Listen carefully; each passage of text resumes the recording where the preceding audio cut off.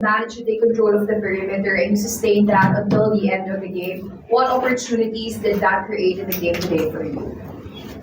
First and foremost, just like to thank our Lord and Savior Jesus Christ for the victory.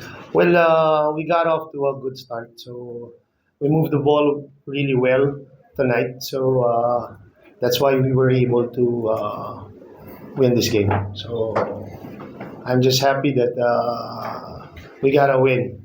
Kasi diniin mo pa 4-game losing streak eh. Diba? So maraming salamat for reminding us.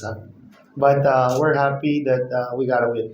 And we just, like what we always say, the most important game is the next game. So we will continue to get better.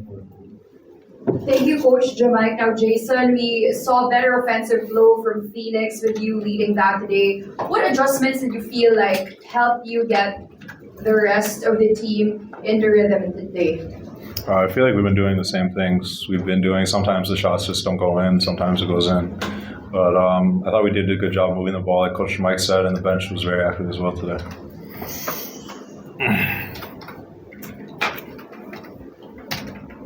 Thank you, Jason. Now we would like to open the floor to our friends from the press.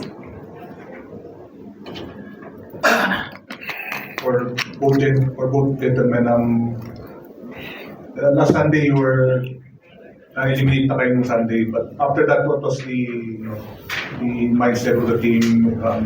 Obviously closing out the season on a high note, but medyo relax na ba, or what? Kasi ano naman kami, we're all professionals here, di ba? We still have before tonight, di ba? We still have 2 games.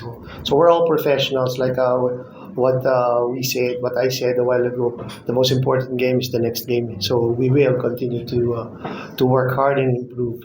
And also, condolences to the family of JC Couliar. His dad passed away yesterday. So let's just give a prayer for the Couliar family. So, diba, he played tonight. Diba, we dedicated the game to him, to his family, and to the soul of his father. So, if you have time, please put some prayers to the Couliar family. Kaya pala nung nagbe-break ito sa kanina, ganun na lang yung Yeah. reaction mo. Yeah, we were really, we feel for the family. So it's hard, diba? Being a professional, I'm sure he wanted to be with his family, but he said he wanted to be with his family also here, and I'm sure his dad wanted him to play, so he played.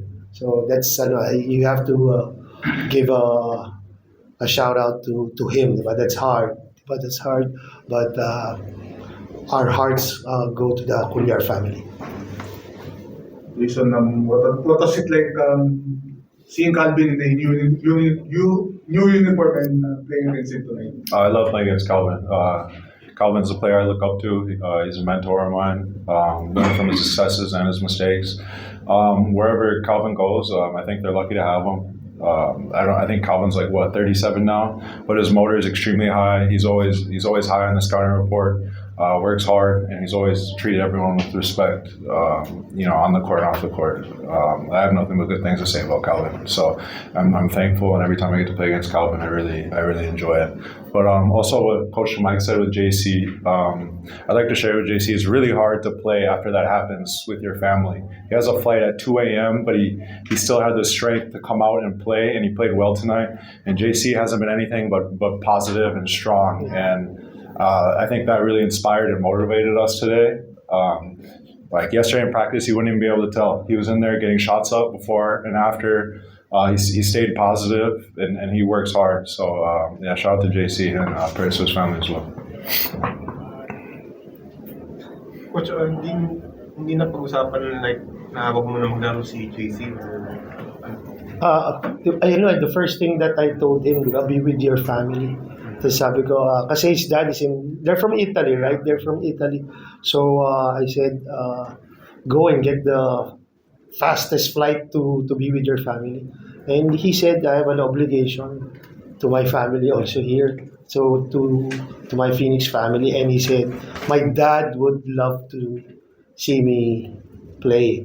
Diba? So he got the earliest flight after our game. So, diba, talagang I just salute him for that. Diba? I don't know. If I was in his position, I wouldn't even be able to move siguro diba? Pero you have to give a lot of credit, a lot of heart to JC. So is he leaving later? Ano, kailan? I'm sure as soon as he leaves the Coliseum, he's going straight to the airport. Diba? Pwede nyo pa rin interview kung gusto nyo. Nalungkot tayo bigla, ano? Diba? But, diba, things happen.